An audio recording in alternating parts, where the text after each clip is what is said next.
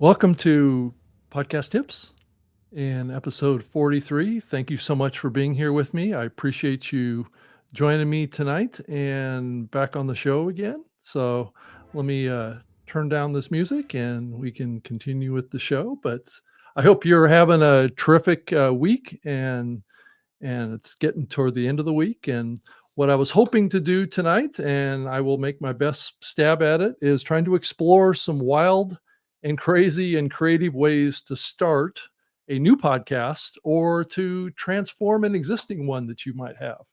And to help you kind of stand out amongst the crowd of content creators that are on all these platforms right now, whether you're doing audio or video. I think these are some things that we should all think about. I'm thinking about them too. This show is pretty much formatted in its way that I offer ideas and tips and ways that you can be a better content creator. But now is a terrific time to start a podcast. It depends on what you define as a podcast now, but I think it's a good time, at least on the audio podcasting side. There's not as many active shows as there used to be, so now may be a great time to jump in and carve out your genre and your niche out there. And one way of doing that, though, is to think a little bit differently about your content and what you're doing with your show. Whether you're launching your first show or you're trying to refresh one that you have, and that's one thing that I have learned over many years of doing a bunch of different shows, is that it's okay to kind of evolve and take your show and do something different over time. It's probably okay to make a dramatic change, but I think it's also okay to make a evolutionary change in what you're doing. And so what I'm going to do here today is give you some ideas that will kind of like maybe break your brain a little bit about things that you might be able to accomplish with a new idea, and some strategies on how to get there. I hope I can reach that threshold for you tonight, and I want to appreciate you being here. And I can be reached on my own website at robgreenlee.com. This podcast or this live show that you're seeing here is also an audio and video podcast, and that can be found in Apple Podcasts and as well as on replay on X and LinkedIn and YouTube, and like I said, all the podcast players too. So I think it's really important to, as I really jump into this content here, um, it's really important as we kind of move into the future that all of us kind of think uniquely about what we're doing with our content. Now, um, what we're trying to accomplish here is to align what you're doing with a individual, right? Not so much a group. And I think that's one thing to think about as you're doing your show. Is there a type of a person out there that you're trying to reach with your show?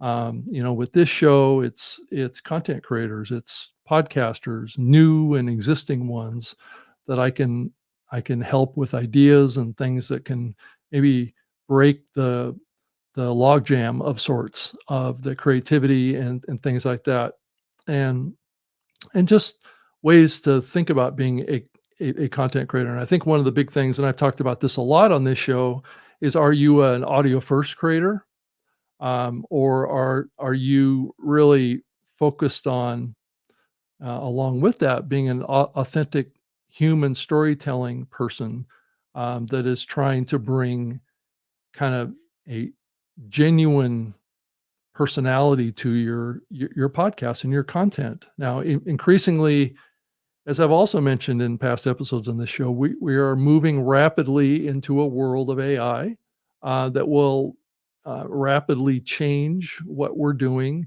as content creators, good or bad. There's going to be increasing amounts of content that's going to be fully created by AI. And there's going to be what I've talked about in the past is human created content that maybe have an AI boost or assist. And I think that's what that's the decision that you have to make. And I think increasingly all of us are going to have to make that choice: is what path are we going to go? I know, like on YouTube, there's a big growth in what they call faceless videos, which are oftentimes created by AI bots. Um, but I think that, I think thinking about this and what you want to be, and it's okay to just be an audio creator, and it's okay to be just a video creator, and it's also okay to do both if you feel like you can handle it, because I think it is a challenge to be both. Usually what we see is people funneling into the audio pathway first, and then they move into video, or they move into video and then they take that video audio and put it out with some editing, maybe into a podcast. So, this is really kind of a converging environment. And I've used that term a lot in the past to talk about what's happening is this merge that's happening between all the types of media, whether it be short form, long form, um, audio, video, or all of them. And I think a lot of the big content creators now are thinking it as a converged strategy. And there is ways that you can format your content to differentiate itself and also make it compatible with making one piece of content and being able to repurpose it into lots of different um, derivative type of content. So, and I think increasingly that's the most efficient way of doing it. But if you want to carve out your niche, and it depends on what your niche is, depends on what your genre is, and I'm going to talk about that a little bit here. But it's more to do. I want to talk a little bit more about wild ideas on like show formats and things like that. Not so much what the actual content is of the format, but what types of formats that you might you know think differently. I think most people think about certain types of formats, solo, and I've talked about this, or co-hosts and things like that, but there's deeper levels of formats that get into a deeper level of what the content is and how it's presented to its audience. And and I also think that there is a little less competition on the video side as you're going into it. But there is a lot of interest in video, but the same thing could be said about audio too. There's not as much competition. If you look at the podcast charts, or the like the podcast index or whatever, there's over 4 million RSS feeds in Apple Podcasts, of which maybe 3 to 400 of them are currently actively being updated. So your pool of competitors on the audio podcasting side is actually much less than what you would think, compared to even a YouTube, which has, tens of millions of channels. So, it depends on where you want to play and where you want to have some fun. And I think that's the other part of it too, is that whatever you do needs to be driven by a passion that you have towards that subject. But also, I think increasingly, and this is the challenging part of this, is that people are doing deeper research into coming up with show genre and topics that they've identified through trends online. And I'm going to bring up one here that will talk about this bigger topic of where the trends are. And I should probably just go ahead and pull this up, and we can talk about it a little bit. Is the whole concept of what are people thinking about these days? What are they searching for? What are the type of things that people are thinking about right now when it comes to what they're looking for? And I think this chart here, I know it's a little cut off there, but what we're seeing here is a Google Trends map that basically maps different types of search query terms, and you can kind of see over since about 2008 to present, what are the terms that are catching people's attention in the search engine. And if you look at this upper quadrant up here, you can kind of see October 2024, the top search query in this 5 search term list here is podcast show, right? And as you go down through the list, 10 is podcasting. So you can see that there's uh, that is the number one term. So podcast show, and then as you look toward the further down the list to the I believe it's the green, which is right below it, is this one here, which is 77% of the search queries that are being done are well, I don't know if this is a percent. It doesn't actually give a percentage, but um, it doesn't really say if that's a percentage. But anyway, it's ranked up there pretty high. Video podcast is ranked up there pretty high with even the top level concept of a podcast show, right? And audio podcast is toward the bottom at 16. So you can see that that's a big difference between people's search queries, what they're looking for, and the terms that they're using to describe it. And I think it paints a little bit of a picture that maybe is helpful as you think about what you're doing with your show. And let me pop this down and come back to myself here. And so what this tells me is that the trend line that's happening right now is that audience and users are increasingly interested in finding video podcasts. If you look at Google, Google is by far, because it's linked up with YouTube, is a pretty significant barometer of where things are going and where people's interests are, right? And I've heard many top podcasters, like at Podcast Movement.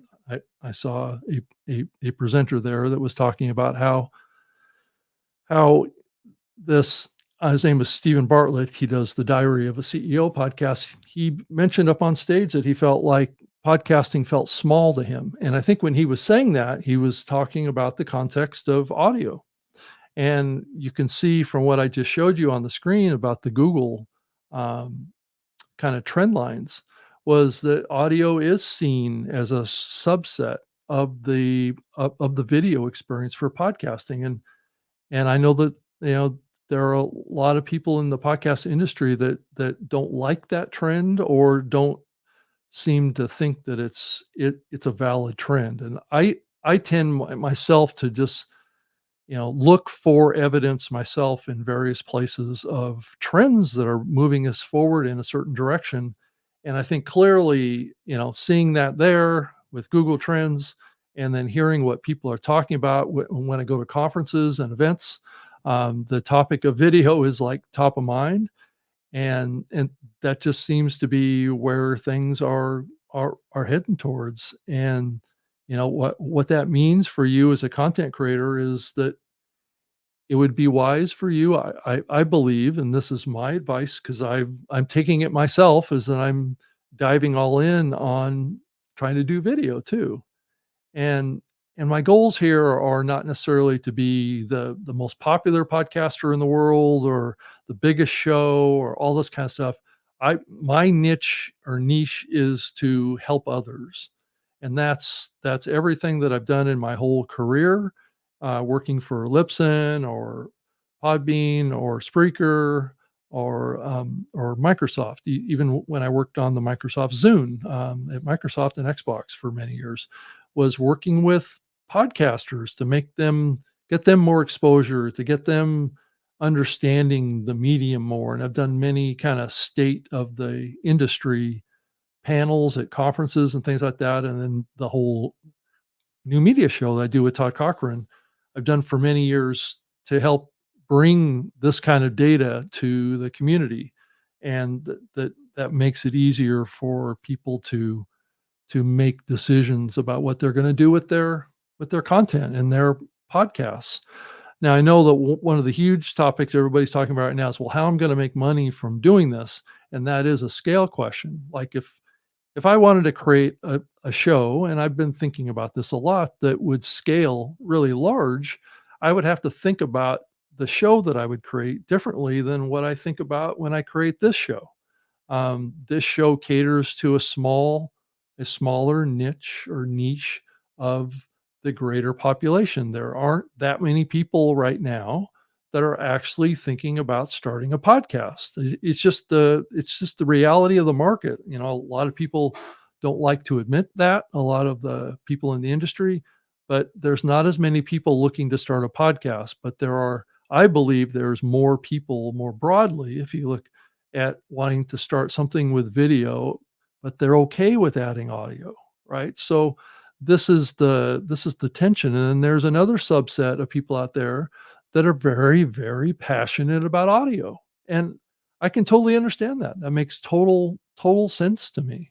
So, you know, but the key is to find your niche, find your area, whether it's done through research and trying to find what those niches are that will help you reach your goals, and that's the key thing. You know, who is your target audience? Who are you trying to reach with your show? If you can get a ballpark idea on that and then test the idea to some degree and find out if the show concept and the content that you're thinking about offering off of your channel fits a particular need that will help you reach that scale that you're looking for, I think that's the key. So, you know, to really standing out in your space, and you're going to have to really invest in your show, I think, from a mindset as well as a marketing, promotions, evangelist type of role. You have to get out and get on other people's podcasts. You need to do other media. You need to do external, you know, PR. There's just so many layers to this, and increasingly, creators are having to pay to get boosted on a lot of these social platforms or YouTube or whatever, and you have to listen to people tell you about how to create content that will connect with people and want them to connect with you and want to stay subscribed and want to participate in your, whether you have a paid community or if you have a free community. Increasingly that's the direction that we're moving towards. So you, it may be very helpful for you, and this is where I'm going to transition into talking about some show concepts, right? To think about. And I don't think that there's a lot of resources out there for this, but I think that I think doing some research and doing some searches and maybe looking to some degree at like the AI platforms to help you try and come up with ideas. And I've got a couple of them too that I was going to share. Oh, actually, I think there's about 13 of them that I wanted to share tonight, just to get your mind thinking about other types of show concepts than just, you know, the solo show or the guest format with a host or two co-hosts or whatever. That's those are very kind of simplistic choices. I think some of these other concepts that I'm going to share with you, and I'm going to pull each one of them up on the screen here, um, just to kind of, you know, wet the whistle a little bit here. I do want to show you also at some point through this process a couple of new hardware things that I'm starting to use and that I'm just getting going with that may be a reflection of where the medium is going and what we as content creators need to increasingly be thinking about, because these are the concepts that I'm going to share with you tonight are equipment and that gets back to formats and gets back to how we record and things like that that are starting to be increasingly used by some of the biggest shows in the world, right? And I think all of us, if we've ever watched YouTube, watched a podcast like the Joe Rogan podcast or Lex Friedman show, or you know, Diary of a CEO programs that are all those are also podcasts, audio podcasts too. But if we've ever watched those shows, you can easily see what I'm talking about. And I'm not sure that people that are creating, you know, just starting in podcasting are really paying attention to those kind of trend lines. But let me start off with just, five kind of wild, crazy show formats here. So I'm going to show the first one up here. Um, a a story swap duel. This is where two hosts exchange their wild stories with listeners voting for the best each week. So, this is kind of like creating an interactive process, and this would be great for a live show as well. And you put up polls and things like that up on during the show, and the audience votes, and you create this interactive kind of process. And then the next concept that I want to bring up here is, if you're listening to the audio of this, I'm pulling up a text description of it on the screen for the video watchers. So, wild show concept number two, reverse expert, is the concept of it.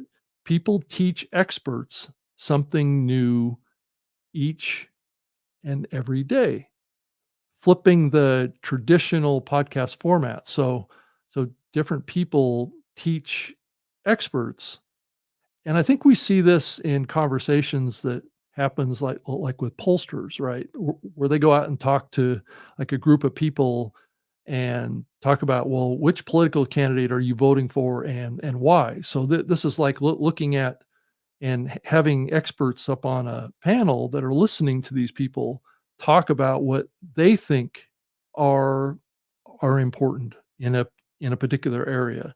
And it may be very enlightening to the audience, and it's enlightening to the experts too. So that's number two.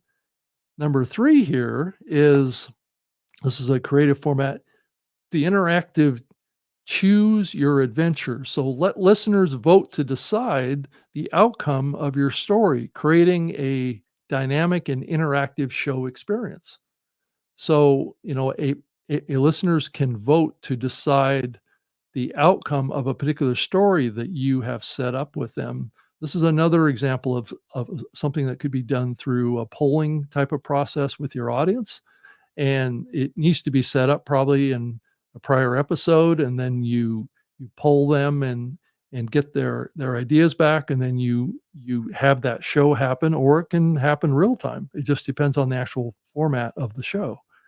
So let's go down and do a couple more, and then I'll jump out of here, and then I can show you a couple of hardware like cameras and some audio gear that you may not have heard about before, that may also expand your mind about what type of content you could conceivably um, create that may be different than others. So, okay, the next one, number four, is podcast roulette. Um, you basically launch with a format where each episode is a surprise. Spin a wheel or random generator live at the start of each episode to determine the topic or the guest or the format. I don't know that I think you usually as a guest you kind of have to have that pre-planned, but certainly a topic. So you create a wheel and you spin the wheel. Well, what topic are we going to talk about tonight? And have your audience kind of vote on that and say, well, what do you feel like hearing about? It's actually a fun idea. Um, Not for everybody, that's for sure. But as you can see that there's a common thread here of interactivity with your audience. And I think that may be increasingly where we're going. And then number five here is time travel conversations that create a show where you interview historical figures or fictional future versions of current celebrities or thought leaders, and you could use voice actors, AI voice technology. This is where it kind of gets into the next generation. So you could conceivably, um, let's say you created an AI version of George Washington, the first president of the United States, and you had a conversation with them on the podcast, or you can kind of envision how this might happen, right?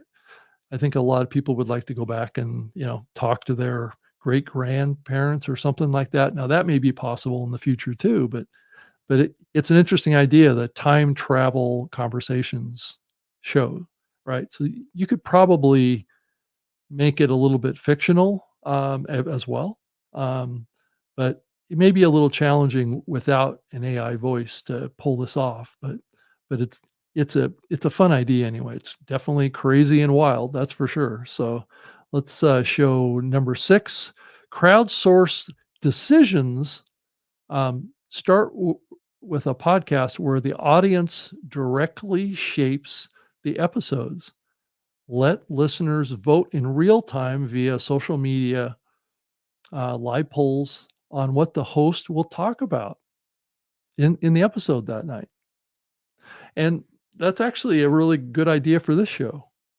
Now, I think you have to get that feedback done before the show starts, but I think it's an interesting idea to crowdsource the topics for your show. I would actually love to do that because I'm very versed in the broad stroke of podcasting.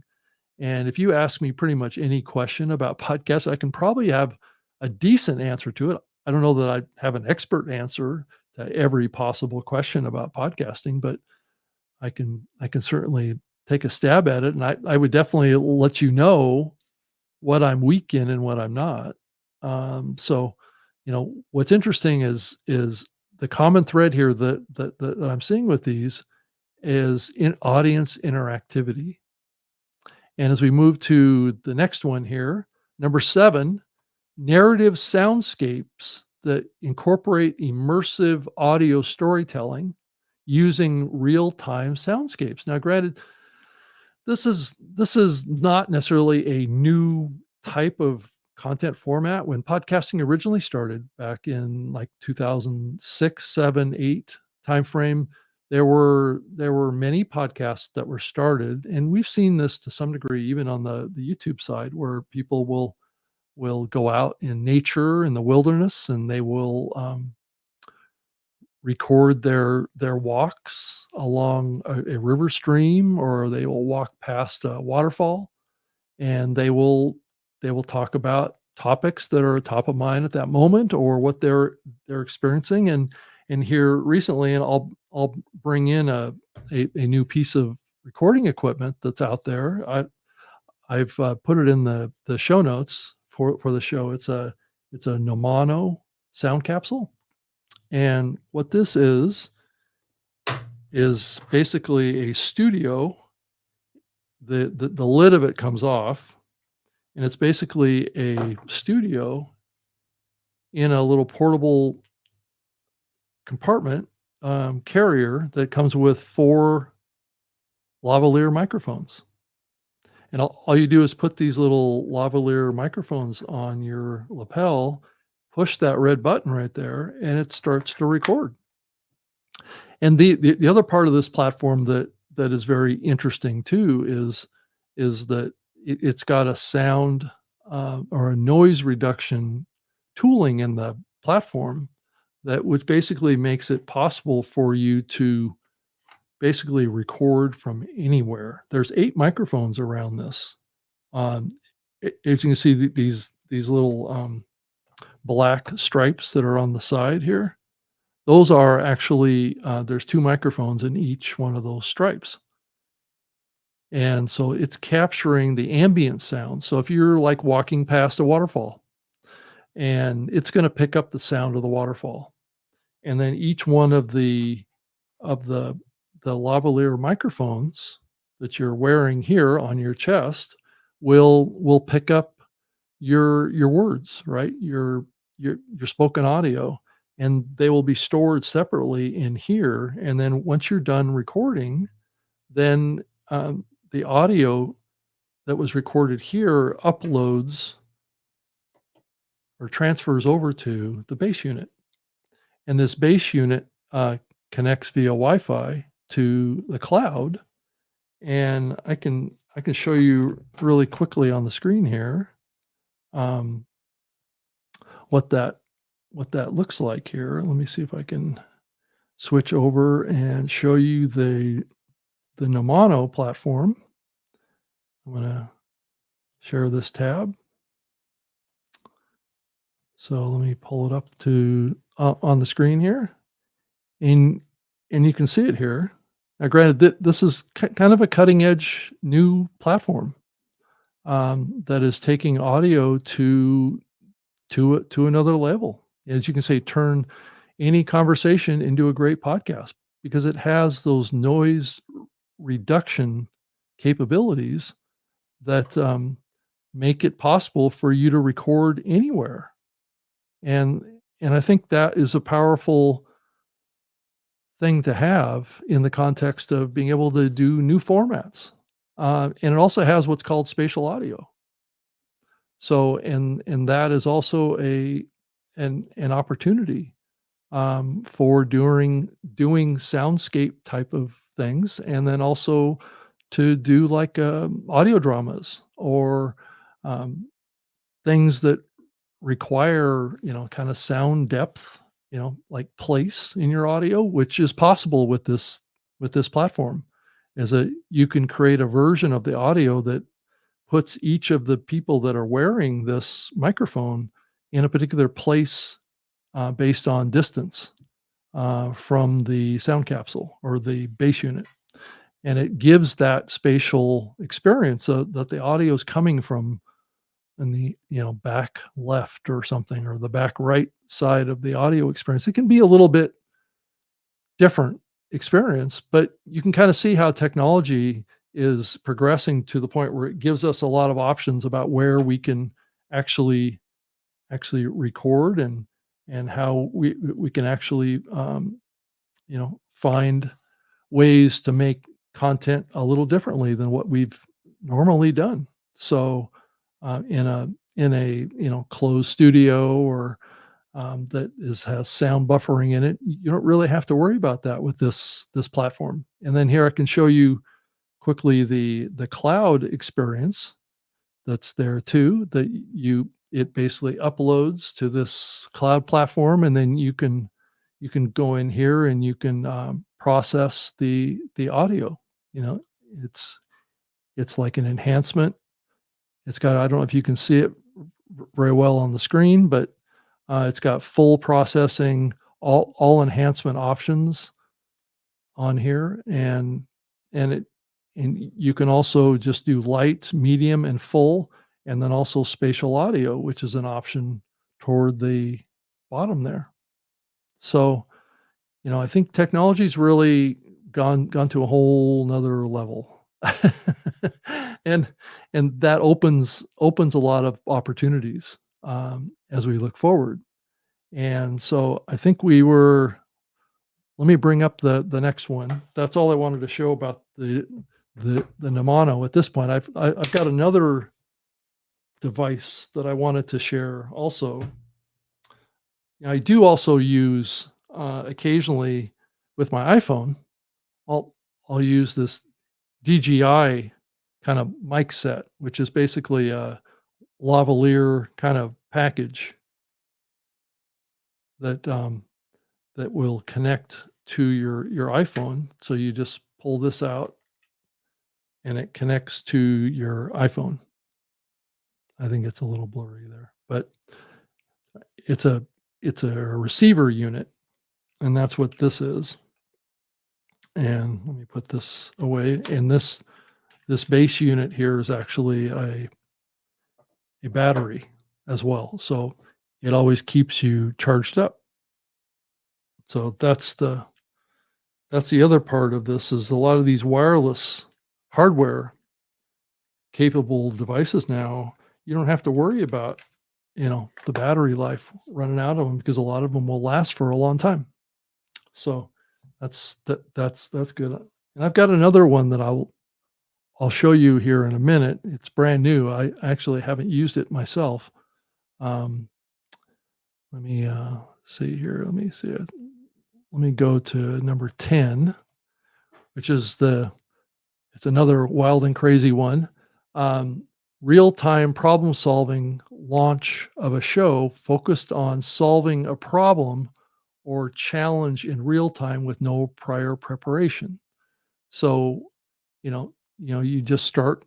doing your show, and I guess most of these are live formatted shows, but there's no reason why you couldn't, like, schedule people to interact on your show, and I think a lot of people don't realize that they're you know, I don't know if a lot of people that are watching this are familiar with the nationally syndicated public radio show called Car Talk, but they they operated their show talking about and taking guests and callers and stuff like that for many years as a call-in talk show format, but a lot of people don't realize that show was never live. It was all those guests that called into the show were all pre-scheduled, and it was done through a recording session. So you could do the same process through a pre-recorded format as long as you have it organized right. So you bring people in, have that interactive experience, and just capture it. And so that's one way of doing it. And then the other way of doing it is obviously to go live. It helps to have a good size audience to do this. But if the show has a big concept around it, right, that everybody knows about, right, then having this be a real time problem solving show, which means that whatever the audience wants solved, this show is making a promise that it's going to focus it if the audience decides that whatever topic is or whatever problem they want to tackle on the show in that particular episode, then it's up to the guests to bring that or crowdsource it from their audience too. So problem solving can happen from the host as well as the audience, and that's an important different crazy and wild way of creating a show. And it may have its challenges that maybe are too much for most people to handle, but if you've got a good production team behind you and a good size following of a show that you're doing, and you can switch it up, right? Let's say you like I did I do a show like this, but next week I come back and I do a show that's a real-time problem-solving show, which is not unusual. I think Q&A shows, and that's kinda what a Q&A show is and that's been commonly done out there where people know that this is kind of like a advice show, and the whole format is to take your questions. Um, the problem is if you don't get any questions or you don't get anybody commenting, then it's hard to have that kind of a problem-solving experience. So that's where it gets a little bit tough to get it started. But once you get it started, it can be a really energizing and exciting and fun type of a format. And so let's go to number 11 here. Podcast challenges, guest versus host. Make your podcast a competition where you and your guests engage in live challenges, whether it's trivia, games, or debates. This is I do. I was a guest on was it Call Your Daddy? I think is the show name. I get it con- confused with another Call Daddy show, um, but where the host brings on a guest, talks to the guest about it, and then that's pre-recorded, and then that conversation is handed off to the host's father, and the host's father gives a critique of what the guest had to say. So it's almost like this father-daughter relationship is that, the father always has great advice. So any idea should be run by a father, right? To give kind of fatherly advice. So, and it made for a very interesting format that was not usual, right? So, in some ways this is a little bit like that, but I think this concept is guest versus the host. And I think the next one on here even flips the table even more. I think it's oh yeah, I really like this show concept. Actually, I jumped ahead to 13, but mystery guest show starts a show in which the guest's identity is hidden until the very end of the episode. So you bring this person in that nobody knows who they are, and you use voice modulation or something like that. You make adjustments to their voice. Maybe you run it through some sort of a voice kind of mixer or whatever that changes it, and and it and people that are listening to it don't really know who it is, and then right at the end, it's you know, and it probably should be more of a kind of like a famous person that does this, right? Um, it's an interesting idea. I wouldn't say that I would put a lot of scope in it myself. I may want to structure it a little bit differently. Um, I do like the idea of a guest on a show that isn't really identified. It's almost like a unidentified co-host, right? And that person just gives color commentary, but nobody knows who they are. I don't know if that's compelling or not. I think it really lands a lot of responsibility on the show host, but it's a different idea, and playing around with different ideas is always a good thing. And then here's number 12 is behind the scenes build makes your entire first episode a behind the scenes journey of building the podcast itself or building the show itself, and record all of the brainstorming, the failures, the progress in real time. This to me sounds like more of a like a recorded production type of thing, not a.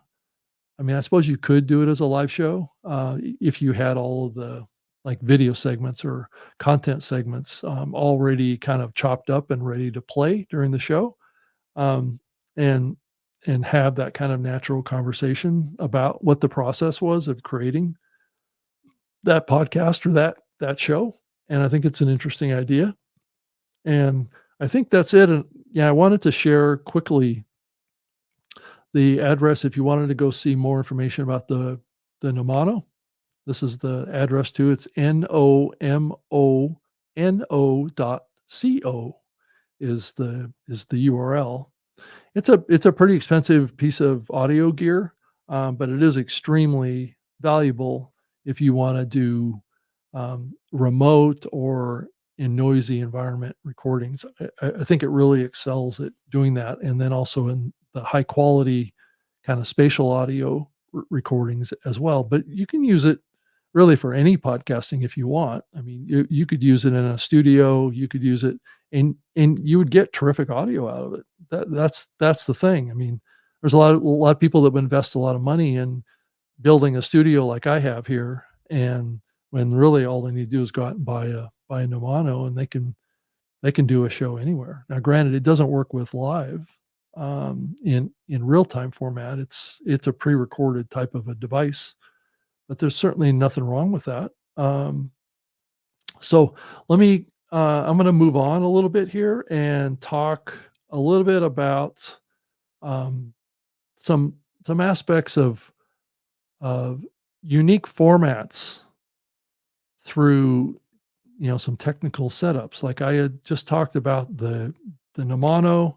The other one that I want to talk about is a a new video camera that I just picked up. Actually, I have 2. I've got one that's called the, Insta360 X3, and it's actually a, 360-degree video camera. So if you can look at it, it's got a camera right here, or actually it's a lens is what it is, or a capture view, and it's round, so it picks up 360 degrees or 180 degrees. Each side of this picks up 180 degrees. And then the other side of the camera is another one that picks up 180 degrees. So that's top and bottom and all the way around. So it picks up everything. It basically records, if you can imagine a like a sphere, like a round kind of video. That's kind of what you're getting out of this, is that you're capturing everything right on this device. But you can set this camera to only record off of one of these lenses, which gives you it's up to 4K out of one lens. But if you want to record 360 degrees, it actually records in 6K. So it's a very powerful um, camera, and it's very small, as you can see. It's thin. And it's only like $399 or something like that for this, and you can put it on a pole like I have here and elevate it up in the air, and you can fly it around. You don't really have to worry about how you hold it necessarily at an object that you want to record because it's capturing everything. So, I mean, if, you know, there's people that will hold this like down like this, or they'll hold it back like this, or they'll have it. But the best thing to do is never record it like this if you can avoid it, right? On the side, because there is a little bit of a dead zone between the 180 degrees that the software blends together, right? So you can't really see it. And then it also has the ability to blank out the stick as well. So you won't see the stick, it'll just appear like a round video. So that's that's one video platform that you can utilize to create different types of video. If you go to my YouTube channel, I've made a few videos that are up there that use this. Actually, my behind the wheel series off of YouTube in my Tesla Model 3 utilizes this camera. But I only capture off of one of the lenses. So that's the idea behind this one. And the other one I wanted to show you, which I just got, is let me put this down so it doesn't fall over. It's called the DJI Osmo Pocket 3. This is it right here. So let me turn this on. So it's got a little screen right there. So you can see. Um, so I select there, and it actually has a gimbal. That's what this is up here. So you can see it's got a camera lens right up here. What's what's really cool about this is that it's hand holdable. You can control it. It's a 4K recording camera. It's very portable, but it can also be networked. And this is another thing I wanted to talk with everybody about is a little bit of the trend in the industry around um, switchers. Um, and being able to connect together like multiple ones of this, like you could connect up to like four of these to one of these video switchers. Rode has come out with one recently, Rodecaster Video or Sway. That's a video switcher, right? So you can add overlays, you can do all sorts of stuff and stream live and be able to switch between cameras. So let's say you have four of these sitting on tripod, you could switch between them um, and live stream out of that box. And this is where a lot of the really big podcasters have been heading towards is being able to do that. But a device like this gives you the option of being able to record, selfie type videos, or you can actually get that 4K recording of something that you want to get close up on to splice into your video. But with the switchers, you can kind of do this stuff real time, right? You can switch back and forth between the different camera angles. So let's say you're doing a two-person shoot, like where two people are sitting at a table talking to each other. You can set up, you know, a couple of these, point them at where your guests are, and then go to your switcher, and then just switch the cameras to pick up the different views.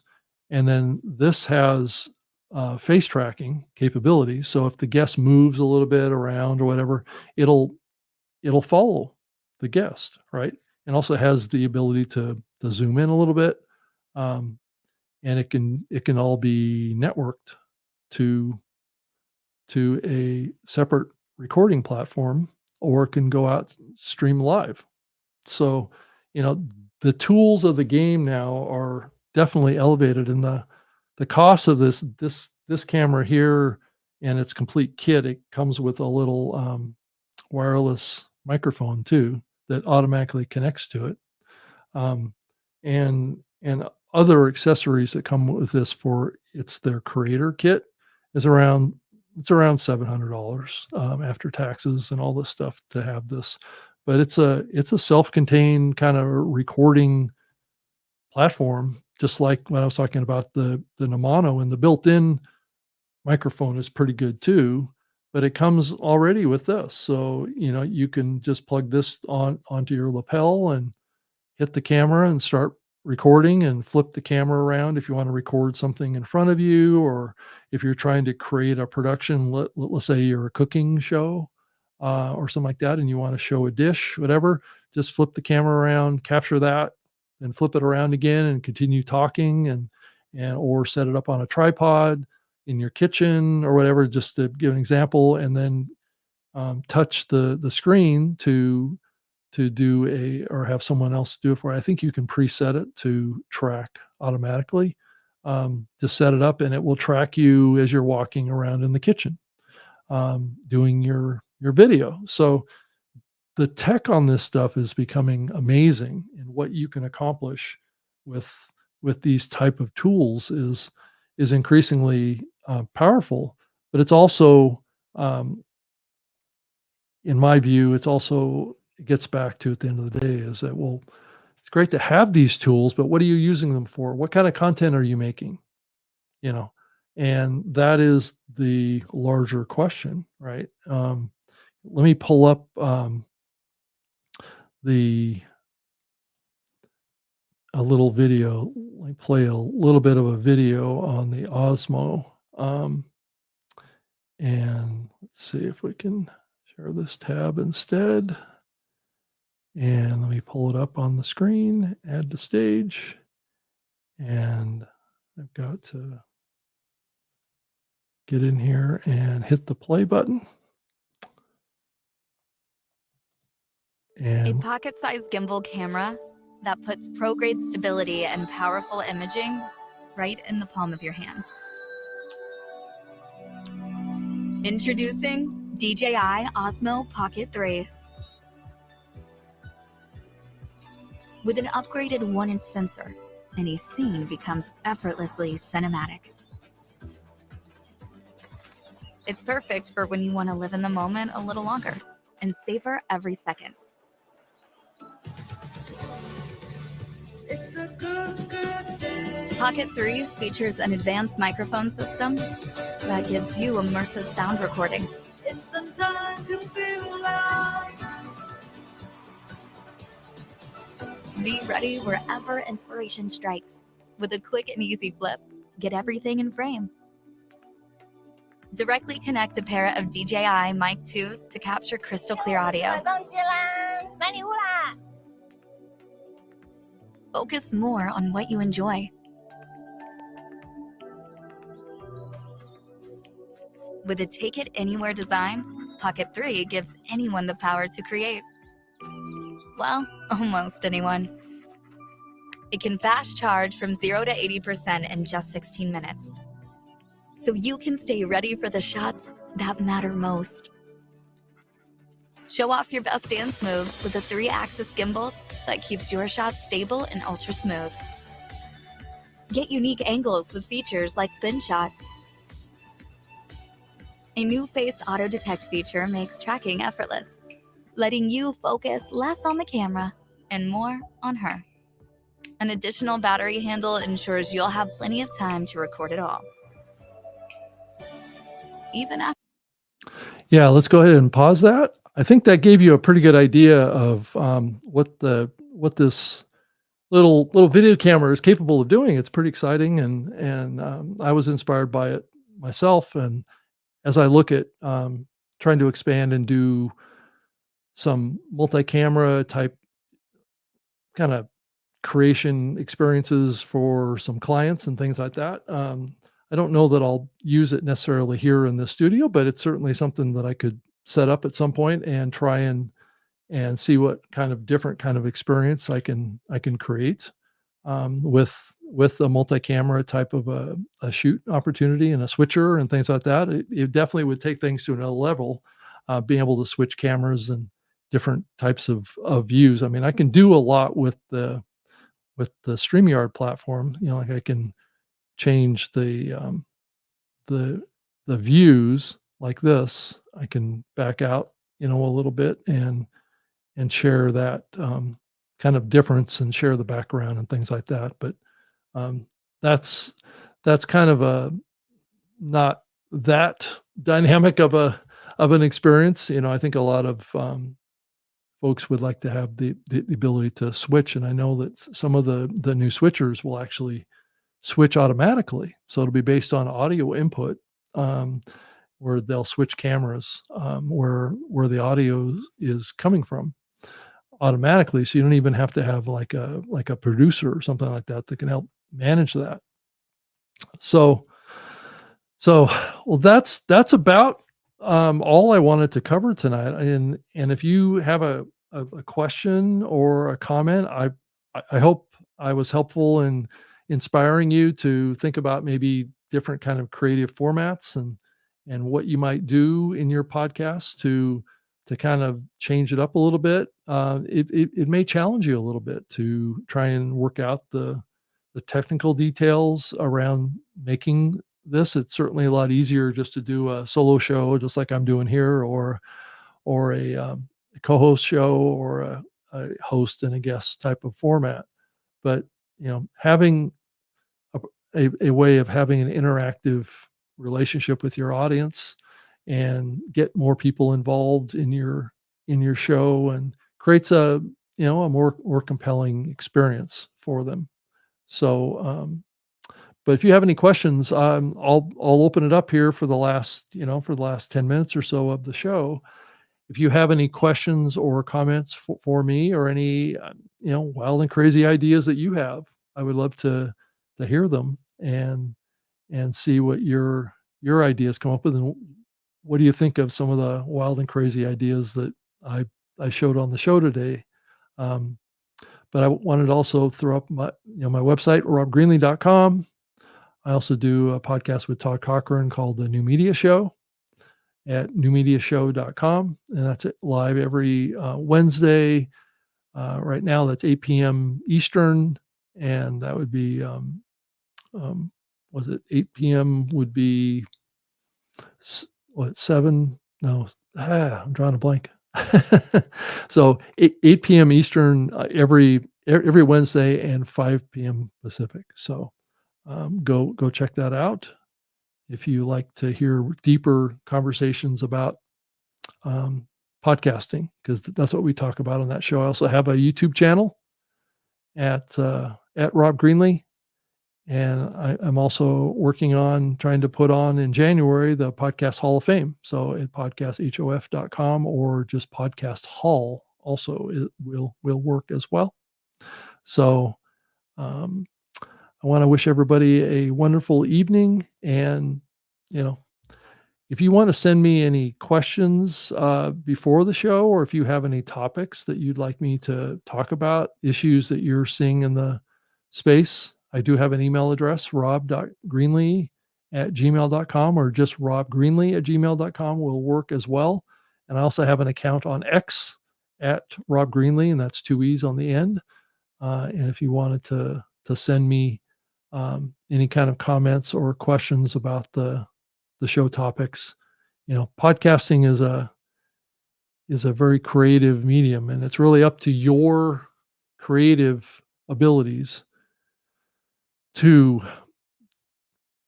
bring that differentiation to whatever that you're doing online. And if you wanted to go see all of the past episodes of this show, just go to podcasttips.blueberry, and that's BLUBRRY.net.